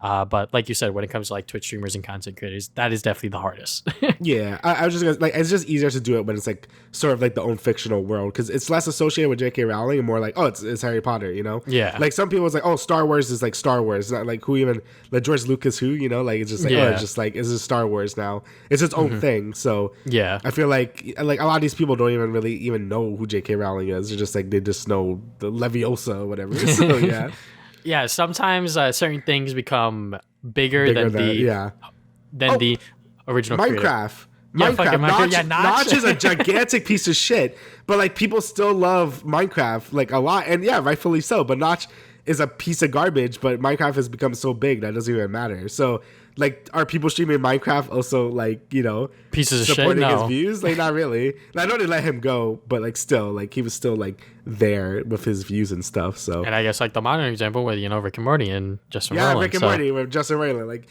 I don't think you're a bad person if you enjoy Rick and Morty still. So I don't know. Just enjoy what you enjoy. If the content itself is not like actual, like if Harry Potter was like shooting like trans people, obviously that'd be awful, and like I would not support that, but it's not. So so that would be bad, but it's sort of its own thing. So it's a complicated situation, but I feel like just don't harass people. If you want to support the game, or just buy the game because you want to play the game, do it. If you don't want to do it, just don't do it. Then there you go. That was one hell of a extreme scenario, Damian. But Hogwarts Legacy. Hopefully we don't have to talk about this discourse among streamers again. But Moving on from there, we're going to talk about the two biggest things that happened within gaming this past 2 weeks. Obviously, the HBO's The Last of Us, but also the Nintendo Direct that happened today that we are recording. So first, let's talk about the Last of Us episode 3 and 4. We're going to talk about full spoilers for both these episodes. We might not get into everything because obviously there's a lot that goes into both of these episodes, especially episode 3, but we will talk about it as much as we can. Full spoilers, once again, by the way. Episode 3 definitely took a much different turn from what the game showed us, and I think that is just the benefit of the show being a show. You know, they're able to give us storytelling that doesn't require gameplay, that doesn't require action, and still allow us to be engrossed in the world. So obviously we are introduced to Bill, but we are also able to see Bill and Frank's story, how they met, how they sort of came together, and how they became a couple and sort of lifelong partners, and sort of how Bill and Frank met Joel and Tess and everything like that. And yeah, it was honestly a beautiful episode. I think that the way that Neil Druckmann really wanted this story to be told, more fleshed out compared to what the game showed us, which was just like, oh, Frank hanged himself. And I was like, oh, fuck, that sucks. And and this episode was able to give us their story and really give us a really good conclusion for Bill's story, because, you know, having both of them die at the end, I think that was a lot more fitting than having him, you know, lounge around, you know, doing his fucking shit, trying to protect the town that he's in. You know, I think that having both of them die together in like a Romeo and Juliet kind of way was very good. And having that, I guess, like little like prologue thing at the end with Joel and Ellie sort of finding the note and, you know, able to use everything and whatnot to their advantage. So yeah, I agree. Like, I feel like it also portrays the sort of like main message of Last of Us better than in the game, because in the game Bill is just kind of like really spiteful and hates everything, obviously, because, you know, Frank killed himself. He's like, why did he betray me and stuff? And, you know, it's sad because, you know, it's like, oh, the world sucks or whatever. But I feel like the show does a better job showing the you know, the light in the darkness or whatever. Like, you know, there's always something worth fighting for or whatever, and even when the world is just a shit. And I think that just portrays that main theme way better than the game did during this whole Bill stuff.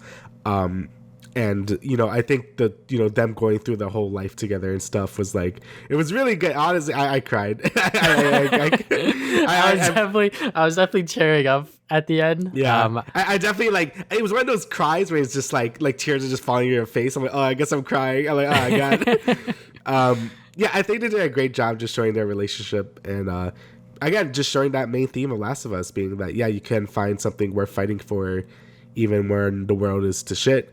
And sort of like, I guess finding hope as well. You know, that's sort of another big theme of this as well. And yeah, I think it was just way better than the game and how they handled Bill. Like, obviously, I was kind of hoping for like Bill and Ellie to interact because that was fun interactions with them in the game. Yeah. But I think this was written a lot better, so I'm okay with it.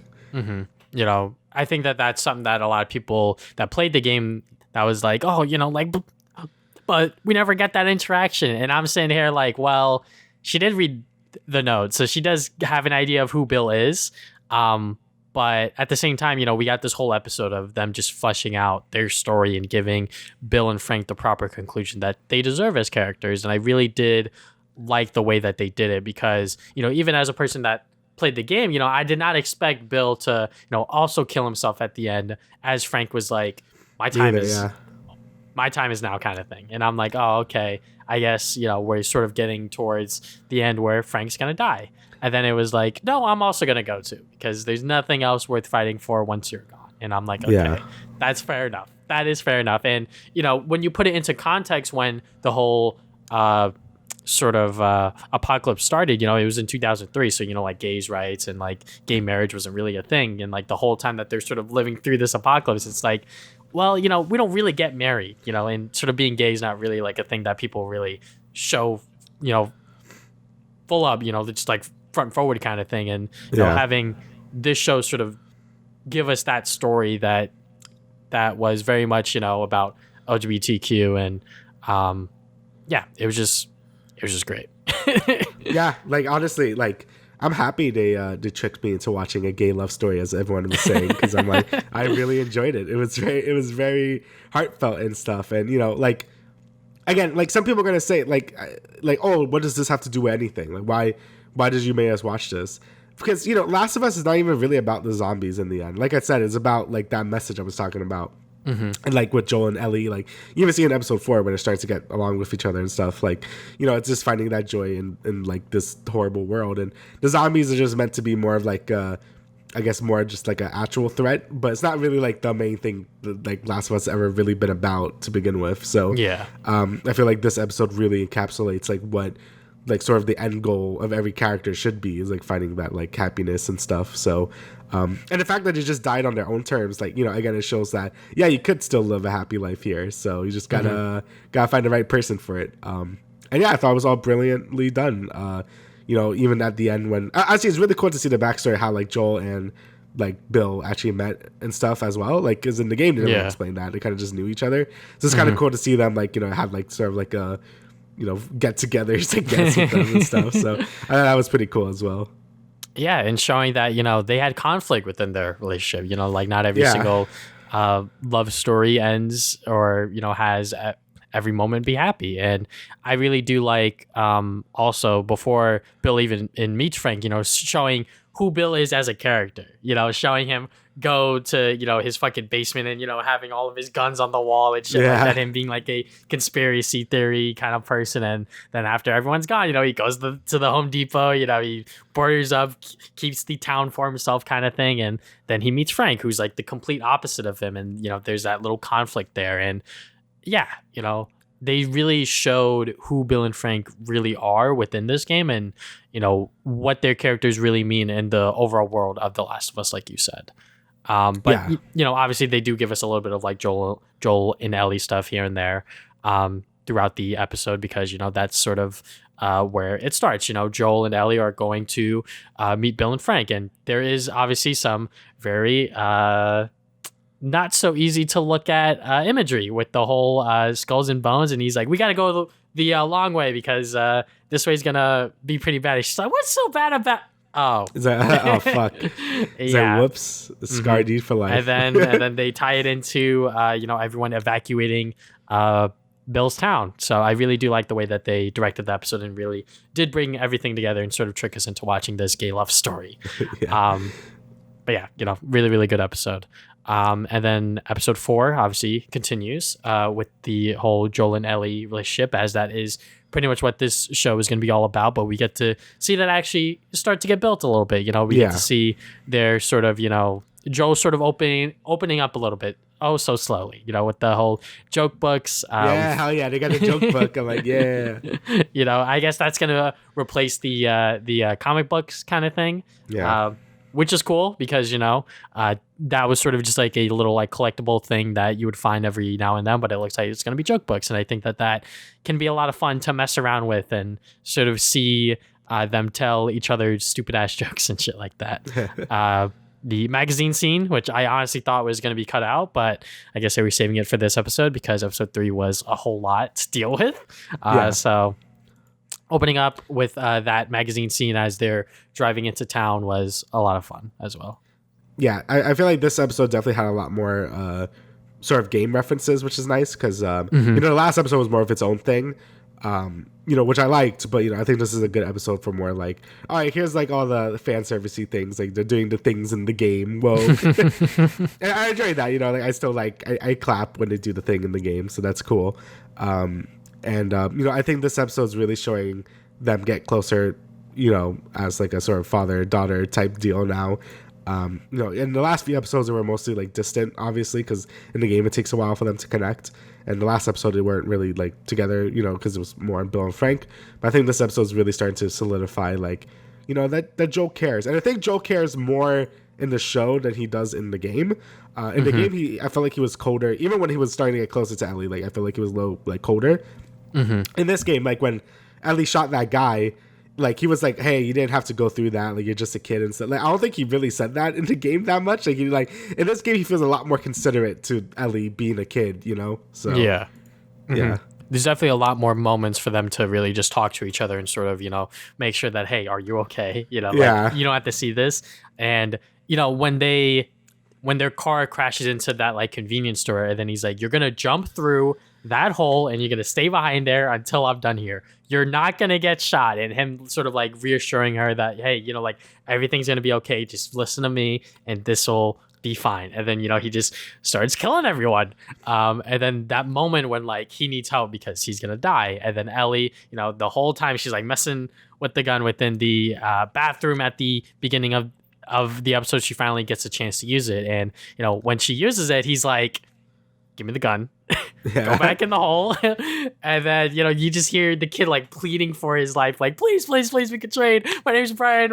My mom. I was like, oh my fucking goodbye. God, man. Yeah, that's all fucked up.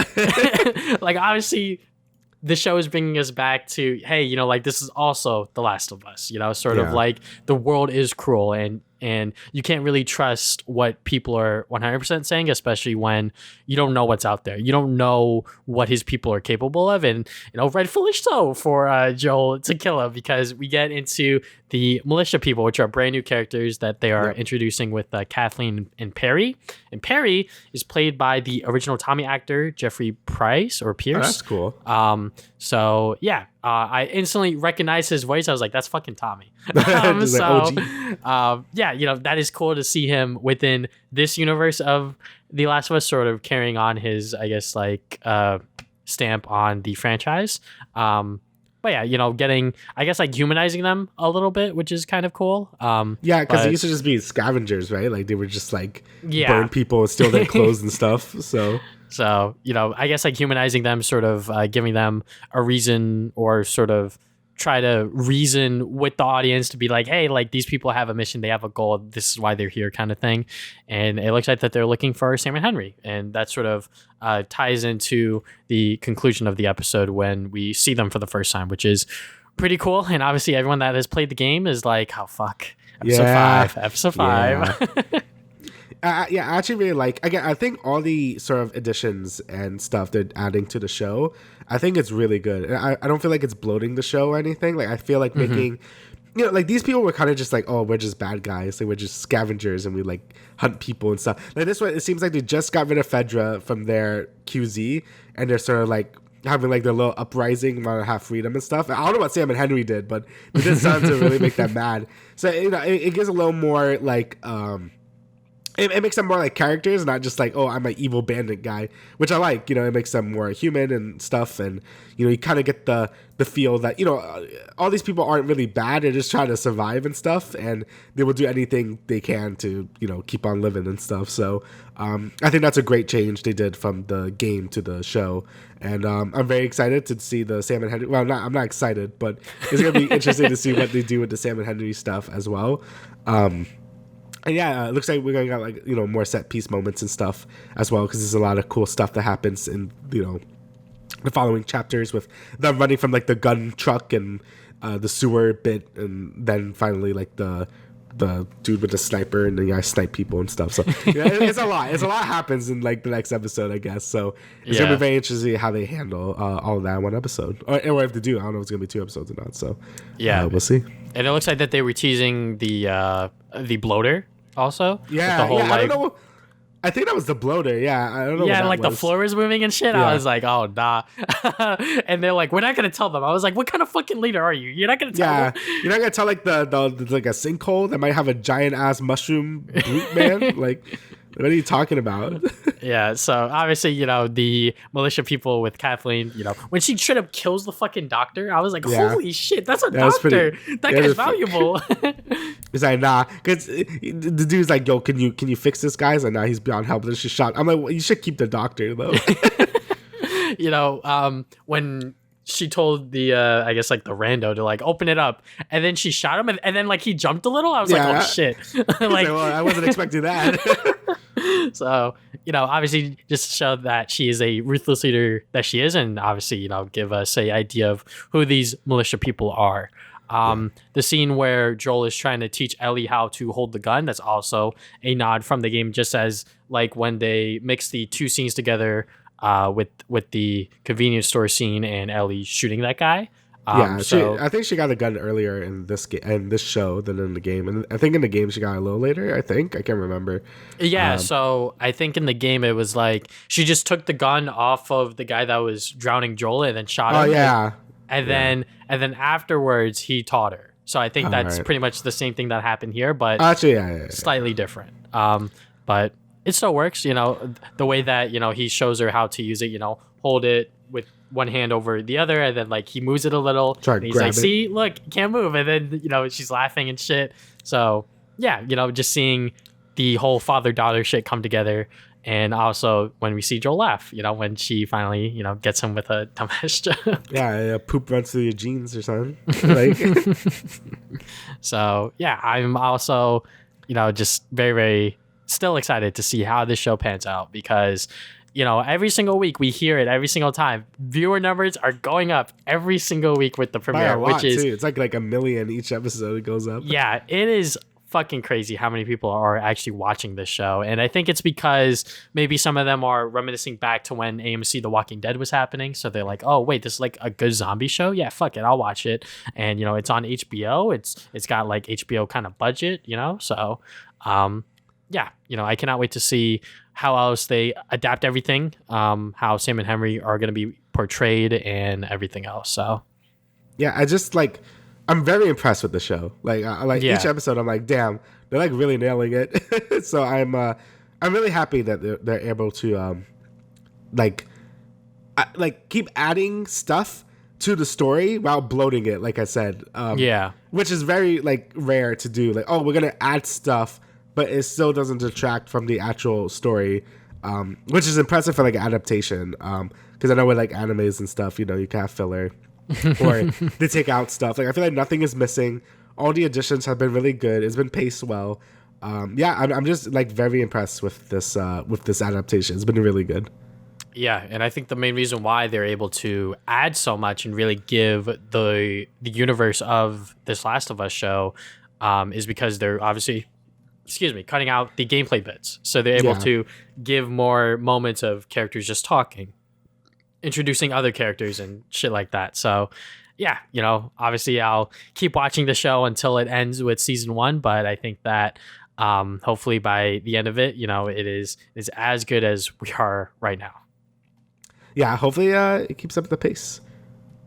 All right. So now we will talk about the Nintendo Direct that literally just happened today. Yeah. So I'll go first because obviously they start off with my game. They start off with my fucking game. So Pikmin 4, we finally got the first trailer for it. It looks like it's going to be a new captain.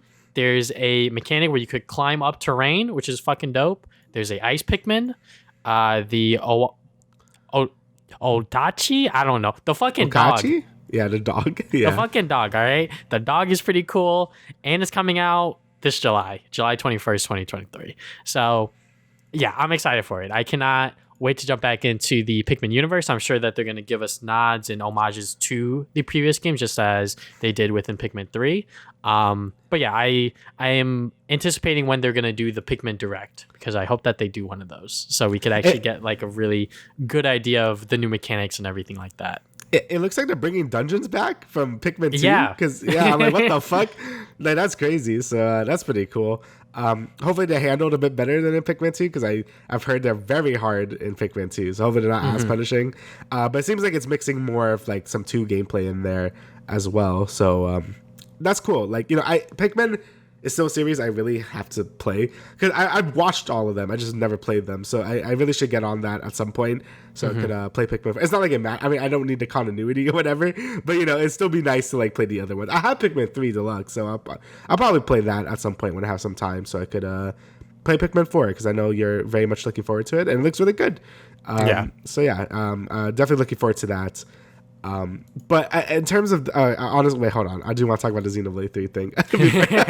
All right, so I knew they were going to show like this direct was just full of DLCs, and what was I going to say?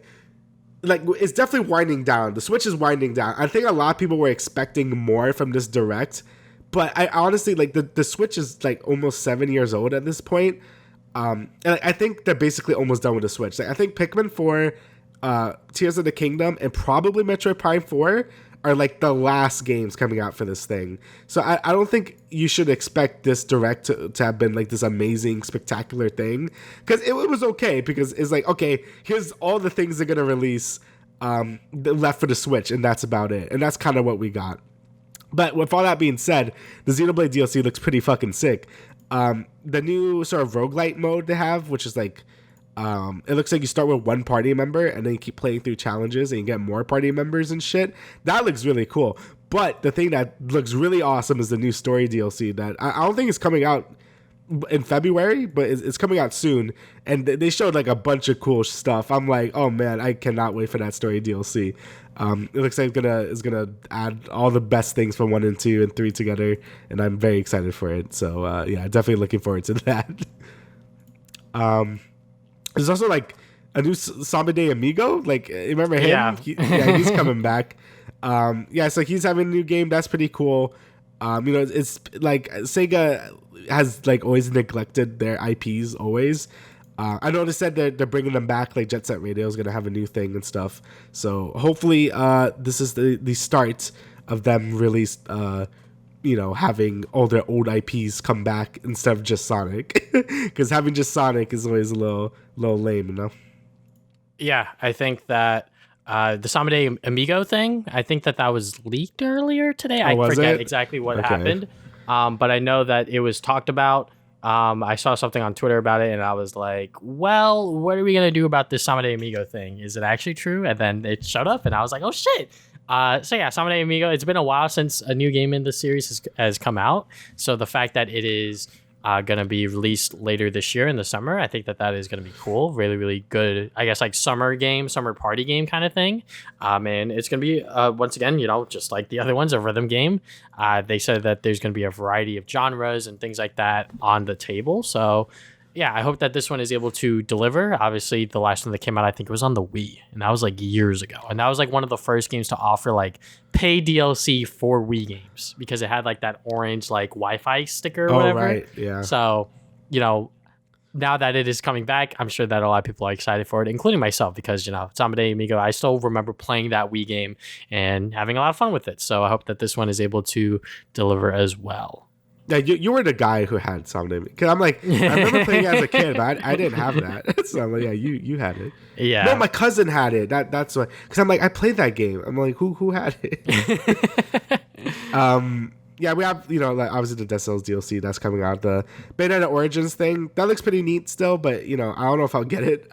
It's more like a storybook thing. You could, like, it has, like, sort of this, like, dual analog sort of combat. Like, I think you play as Bayonetta and Cheshire at the same time or something. Kind of like Astral Chain or something. It looks pretty neat, but I guess we'll see. It's sort of a new thing that Platinum is doing. So hopefully it turns out good. I know some people are getting remixed on Bayonetta 3, so I guess we'll see how that goes. The Splatoon 3 DLC, though, hey, that looks pretty sick. Obviously, the Wave 1 is just like Inkopolis from Splatoon 1. That's pretty cool.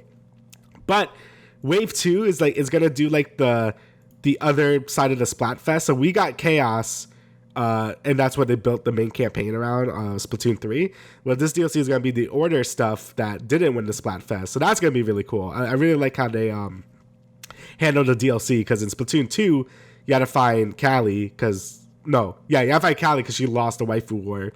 So that was pretty cool. So it's cool to see like the other end of it and stuff. So like, and how they sort of like play through it like game by game. So yeah. And plus, Octo Expansion was awesome. So I'm very much looking forward to that as well. So. Yeah, I know that Twitch chat was like, is that Nier Automata? I literally said to my brother, this looks like Nier. I don't know why this looks like Nier. It's all white. It looks like Nier. So, yeah. Yeah, I don't know why the Splatoon story always goes like crazy hard. Yeah, they go pretty fucking insane. Yeah. I don't know why. I love it. But yeah, it definitely does look pretty cool.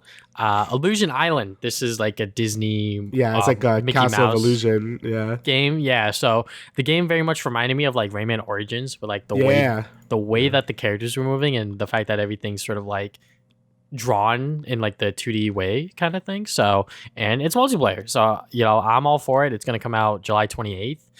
If it is as good as, other 2D platformers of its kind, I'm all for it. But yeah, it does seem like a pretty cool game. Yeah, I think like those Mickey Mouse platformers like have always been pretty good.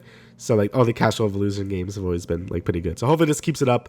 And if it's more zany like Rayman Origins and Legends, that'd be sick because I love those games as well. So hope it's good. Again, more DLC with the Fire Emblem Engage stuff.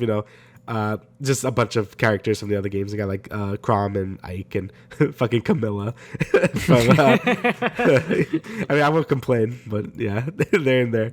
We love I guess, Katamari. Oh yeah, dude. Yeah, Katamari is sick. So it's cool that Reroll was able to be successful enough to actually get the sort of other Katamari games. They all have really weird names, so I forget which one this one is. I think it is the 360 one. I can't remember. This is also a PS2 one. I think that this is also the PS2 game. one. Yeah, okay. I don't know what Royal Reverie is referring to, but I know that We Love Katamari is the other PlayStation 2 Katamari game. So okay. Yeah, like you said, very cool that it was successful. I will never forget when the first Katamari Rerolled came out, and I fucking overpaid for it because it was like a GameStop exclusive for like the physical release. And I was like, I'm not fucking missing out on this. And then they started reprinting them for like other retailers. And then it came out for the other consoles. And I was like, I just spent way too much money on fucking Katamari that I still haven't yet to finish. But yeah, this new Katamari game is going to come out June 2nd. I know that this one was another one that was rumored for like a while that like it was going to get another like re-rolled sort of treatment. So it's cool to see that it actually did come to fruition. Advance Wars is finally fucking coming out.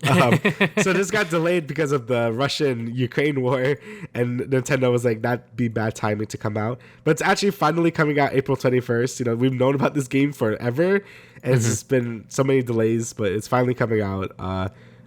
Pretty good timing, I guess. Like, you know, it's kind of out of the way of Fire Emblem, which just came out. And, you know, I was kind of like, I did a tactics game, so I felt like I didn't want to jump right into another one. But I think that's far enough away where I'd be like, okay, I could play another one.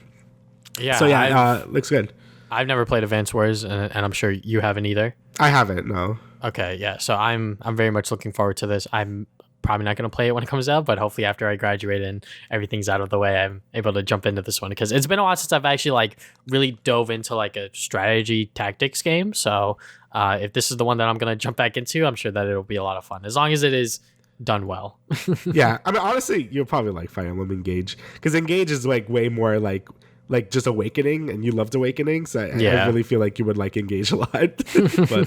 but this game looked good too. Dude, Kirby Return to Dreamland Deluxe, they're adding a lot more stuff to this than I thought they were. So I thought it was just gonna be a basic ass remaster, but it's not. Obviously, you have like the little mini game island now, which is kind of cool. But they're adding like a whole epilogue with Magolor now, so it's kind of like Meta Nightmare from Superstar Ultra and Return to Dreamland, or Nightmare in Dreamland, sorry.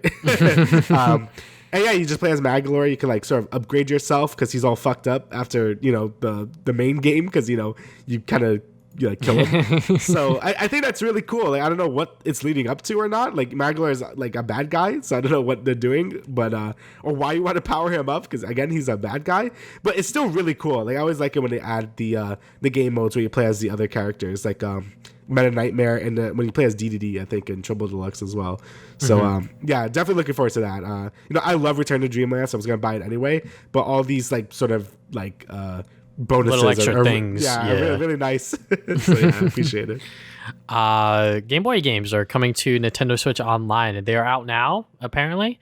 But also Game Boy Advance games are on there as well. I was literally like, when the Game Boy thing showed up, I sleep. Where's the Game Boy Advance? And there's literally Game Boy Advance. I'm like, oh, okay, never mind. Yeah, so the lineup of games, I'll do Game Boy, then you'll do GBA. So we got Tetris, Super Mario Land 2, Zelda's Link's Awakening DX, Gargoyle's Quest, Game & Watch Gallery 3, Alone in the Dark, Metroid 2, Wario Land 3, and Kirby's Dream Land. There's also screen filters for them. There's also certain online components to them, local and online. Or should I say multiplayer? I should say local and online. Then there's more games coming out. They tease the Oracle games, Pokemon TCG, and Kirby Tilt and Tumble. I think that this is like a pretty solid lineup for Game Boy games, in my opinion. I like the filters. I think that is like a pretty neat feature to add. But otherwise, you know, I'm sure a lot of people are gonna be like, but these are just fucking Game Boy games. There should be a lot more, which you're right. Honestly, every single retro library of Nintendo stuff should just be on Switch Online. Even if it's going to be like oversaturated, like everything should be on there, as long as they're able to get like the rights and everything like that in order. Yeah. So, I think that's a great selection of games. You know, I'm really looking forward to actually playing the Oracle games, because I've never done that and I would like to do that. But what got me really excited is the GBA games. So we have Mario Advance 4, which is Mario Brothers 3 for the Game Boy Advance. The first WarioWare, Kuru. I've heard about this game. It's like you had a little stick and get guided through like a maze. I'm like, okay, that's a random thing to bring. Mario Kart, Mario and Luigi Superstar Saga, Minish Cap. They're also gonna bring later Metroid Fusion, Kirby and the Amazing Mirror, Fire Emblem, F-Zero, and Golden Sun. So yeah, that's a lot of good stuff in there. Also, multiplayer is also gonna be available as well. So yeah, great lineup of games here. Definitely. I think the GBA games are only for the expansion pass. I can't remember, or like you need the expansion pass. I forgot. Yeah, I think there was like a catch to it. I can't remember. They're doing some fuckery with the Switch Online stuff. Yeah, so it's not like if you have like the basic Switch Online, I think you just get Game Boy games. But either way, I think this is a great selection of games. Hopefully they expand it more so than the N64 games, because I feel like we only got like one N64 game in the last year or something, like, which was GoldenEye. So hopefully they get updated more regularly, and like these aren't the only games coming out, because I would like to see some more games in here. But that's pretty sick. I'm happy because obviously we both grew up with a GBA. I love that thing. So having a more convenient way to play these games is always good. Hopefully they can bring GameCube games now, maybe. Please. Yeah. They're taking their sweet time introducing their whole library of like the retro stuff on the Switch Online. But it's Nintendo. What can you really expect? Anything else? No. Finally, the Metroid Prime remaster for Switch has finally come out. This has been rumored for so long. Like, first it was like Metroid Prime Trilogy for Switch coming out soon. That was like in 2018. 2019, it's still coming out. And then I think by 2020, it's like, okay, they're remaking Metroid Prime 1. It's only going to be that one. And that's been the rumor for like 2 years. And now it's finally out, which is really cool. And it looks really good. I thought this was going to be a pretty basic like remake, like sort of like upscale it. But it looks like they actually like fix a lot of the textures and everything. Like, I think it looks really good. Yeah. And it's Shadow Drop. It's available today digitally, and physically, which I'm waiting for, is going to be February 22nd. I know my brother is very excited. He's obviously a huge Metroid fan, especially Metroid Prime. I recently played through all the 2D Metroid, so I'm very excited to do the Prime games as well, hopefully before Prime 4 comes out at some point.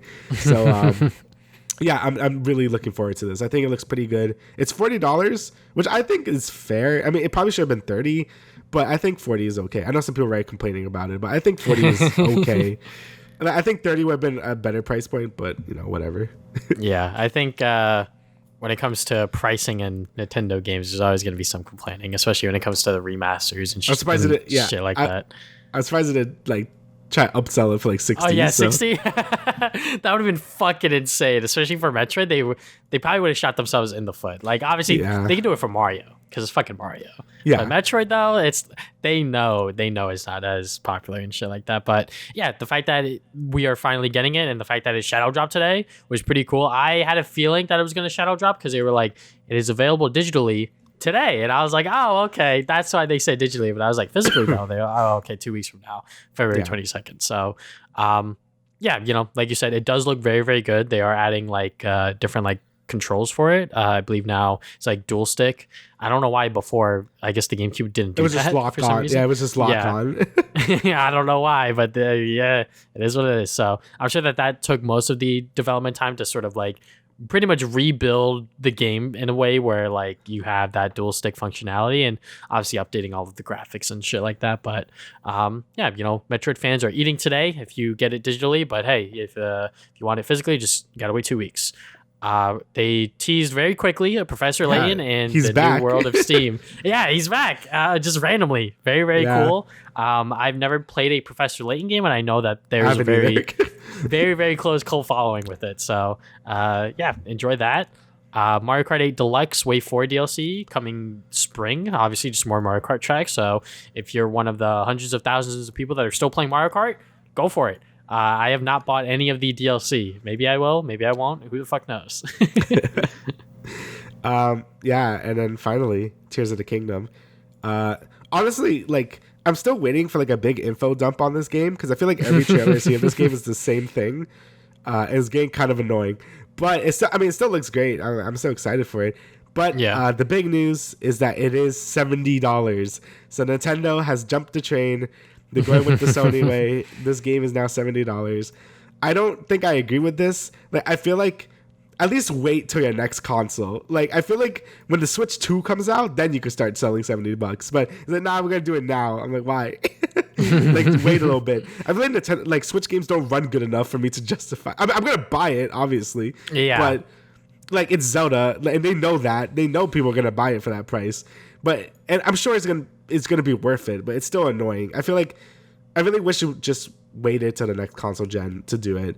I feel like this is a pretty big steep rally. Because Nintendo games never go on sale to begin with, so like having it be $70, like it kind of sucks, you know? Yeah, I think that when it comes to the trailer itself, obviously it does look like more of Zelda Breath of the Wild, and it does look good. If you look very closely, you will see like certain new mechanics, and I'm sure there are some new stuff. Yeah, you watch the Game Explain video or whoever the fuck dissects the video. Yeah, if you look here, that is Link. That is indeed Link right there. But yeah, it does look very, very good. It's coming out May 12th later this year. So you don't have to wait that much longer to get into the brand new Zelda game that I'm sure everyone's going to clip their stupid shit that they're doing within the open world once again. But on the $70 topic, I do agree with Damian. I think that it is a little crazy, excuse me, for Nintendo to be charging the premium $70 price for a Nintendo Switch game when the Switch has been out for so long. I hope the game does run smooth, and I hope the game is as polished as possible if I'm paying that much for it. But like you said, Damian, you're going to fucking buy it anyway. So just like with everyone else, you can complain about it all you want, but you're just going to have to eat that $70 price point either way. Obviously, I don't agree with it, but what are you going to do? What are you going to like fucking buy it used on eBay to show Nintendo? I'm not sure if that's going to really do a whole lot other than for you personally, mentally to be like, I didn't give them $70 kind of thing, Right. But yeah, I hope that this isn't like a trend for future Switch titles, because I feel like for this one in particular, they've been working on it for so long, and they had the Breath of the Wild engine, already ready, and they were expanding on it, that I hope that this $70 price point is actually justified in our eyes as like the consumers. Because I'm sure, obviously them as them being Nintendo, they're like, oh, but like we did this, and this to make sure that the game is as polished and as good as possible. And this is, the next biggest game of the year, obviously. So them charging 70 is a bit scummy, but what are you gonna do about it? It is $10 extra that you are gonna have to eat along with tax. So it's definitely not gonna be a fun time paying like close to $80 for this game after tax and shit. So yeah, I hope that this isn't a trend, but I feel like it can be justified in their eyes and in their point of view, because they have been working on this for so long, and they want to make sure that they're getting every single dollar, every single penny back, even though the game's probably going to sell millions anyways. I'm sure that this is just like a small greedy move from them. Yeah, it really does feel like this is the end of the Switch to me. Like, they haven't really hyped up anything else new or anything. Like, I mean, I'm about ready for the Switch 2 at this point, because I think the Switch runs like absolute ass. So I would love a new Switch at this point. So hopefully this is like sort of like the like teasing whatever is to come. Obviously the new price tag isn't very nice of a tease, but hopefully that means is we are leading up to the next like generation of Switches or whatever, because I would really like that at this point. And then hopefully we can get excited for like Metroid Prime 4, what else they got in the works. Because at this point, I think Prime 4 is going to be a Switch/Switch 2 game at this point. Like, I can't see it being anything else at this point. Same thing with the new Mario game. Like, whenever the new 3D Mario comes out, it might just be a launch game for that.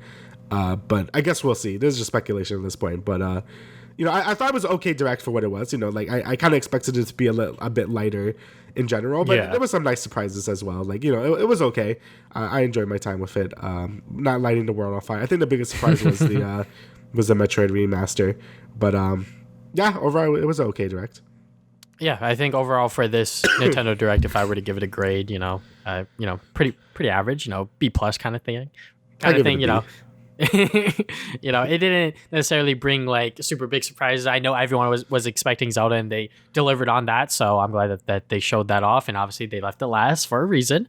But the nice surprises such as Sama de Amigo, the Professor Layton game, Metroid Prime. There's obviously a little something for everyone here, hopefully, if you are into Nintendo games of the like. Obviously, my highlight is obviously the start of the show with Pikmin, getting to see exactly what this new game has to offer. And I'm glad that there is enough there to keep me intrigued until we get to see more of it, hopefully, within the future. Hell yeah. But is there anything else you'd like to add, good sir? No, I think that's everything. All right, so thank you guys for watching the Travis and Damian podcast, episode 106. We will see you guys 2 weeks from now with another episode. Later.